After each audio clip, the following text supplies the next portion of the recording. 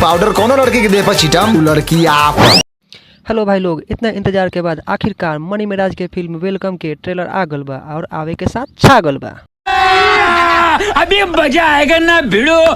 Trailer के सबसे निमन बात ई बा कि मनी मिराज उहे कइले बारन जवन उ अपन यूट्यूब वीडियो में करेलन, बस खाली गरियले नहीं कन। बाकी कोनो बात ना, ई हम पूरा कर देम, बस रउआ लोग पूरा वीडियो देखी। तो ट्रेलर के बात कइल जाओ तो मनी मिराज एक लड़की के प्यार करलन और ओकरा के पटावे खातिर उ यहाँ तक कि उ डाइन भूताइन और टोटका तक के इस्तेमाल कर लेवलन। बाकी उ टोटका गलती से उनकर मलिया के छोड़ के कोनो और लड़की पर लग जाला और उ उनकर दीवानी हो जाला। जैसे तैसे कह के बात उनकर सद तक पहुंच जाला, वो लव मैरिज।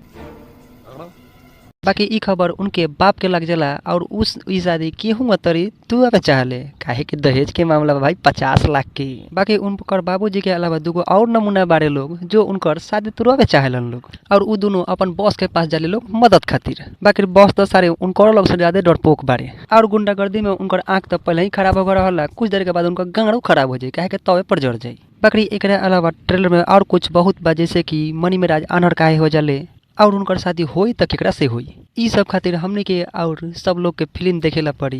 तब तक वीडियो के चैनल के सब्सक्राइब कर ली अगर अच्छा लागल हो के तब।